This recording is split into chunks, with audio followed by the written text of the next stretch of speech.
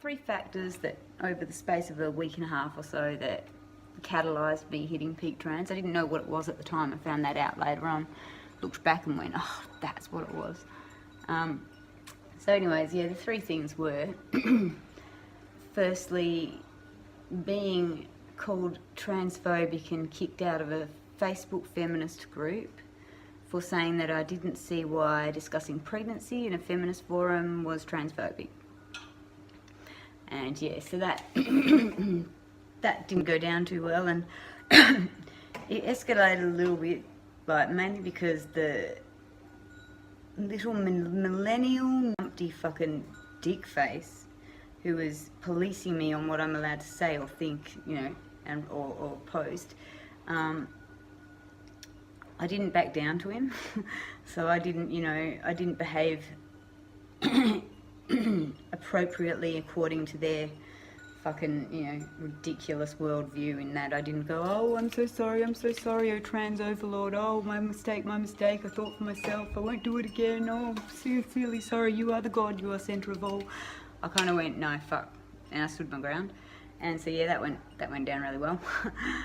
So yeah, that was the first thing. The second thing was being put onto MacLachlan Burns, courtesy of some awesome woman in a radical feminist Facebook group that I found. I can't remember her name, but if I, like, whoever you were, thanks. Anyways, someone in that group recommended MacLachlan Burns, so I went and checked her videos out on YouTube, and that was huge. It was just like, whoosh, wicked. This woman's amazing. Like, so anyways, and in two of her videos, the first two that I watched were pretty much combined together make the second factor towards me hitting peak trans, and that was non-binary bullshit about this dickwad called Loke, and the other one was MacLachlan's critique of Rapey Jane Dennis's fucking dating preferences being transphobic video, which is just gold. So I'll put links to both of those in the description.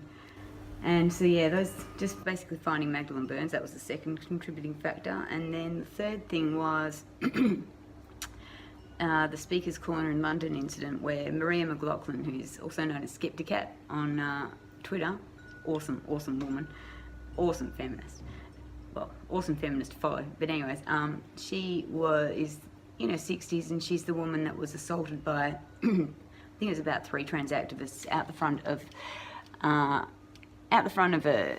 where she was trying to go to see attend a gender critical conference at Speaker's Corner in London, and basically 3 of them assaulted her, and one, Tannis fuckwit Wolf, about yay tall, you know, big tall dude, long blonde hair, got his dick intact, and he punched her in the face. And I just could not get over the fact that these dudes trying to tell us that they're women, and yet were willing to punch a woman in the face for not believing or not acknowledging their misguided belief that even though they've got dicks, they're women, and that makes it okay for them to punch someone in the face.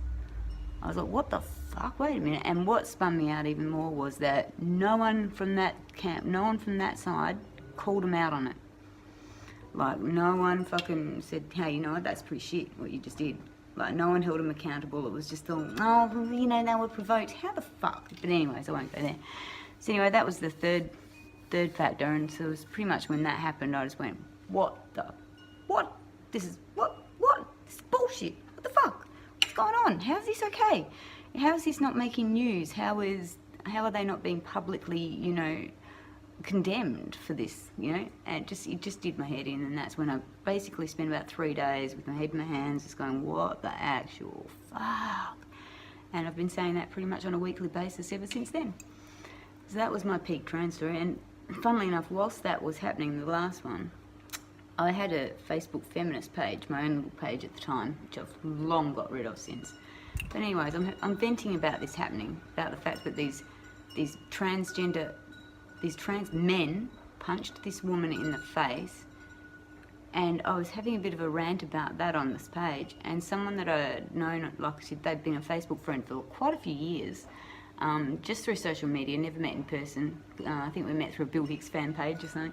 But anyways, I got this message from them saying, oh, I've just seen that you've been following a lot of transphobic pages and stuff on Facebook, and you're a TERF. I didn't realise you were a TERF. Basically, this means that you are, evil incarnate, and I'm going to have to defriend you, and I'm just disgusted that you would have such hateful and bigoted views, and the blood of, trans people who've committed suicides now in your hands, and what kind of feminist are you if you're not including trans women in your feminism? A real one, by the way. Yada, yada, yada, and then they're going to have to defriend and block me. I'm so... okay. So, yeah, I kept those messages because they were quite spinny and entertaining now in retrospect. And yeah, I also actually send a message back through another Facebook account because we were blocked, and because I like to have the last word, so I sent this huge message back to him, which I'll also include on the in the little slides here that should be showing now, or I'll show in a minute. So yeah, that was the third thing, and that was when I hit peak trans, and that's my story.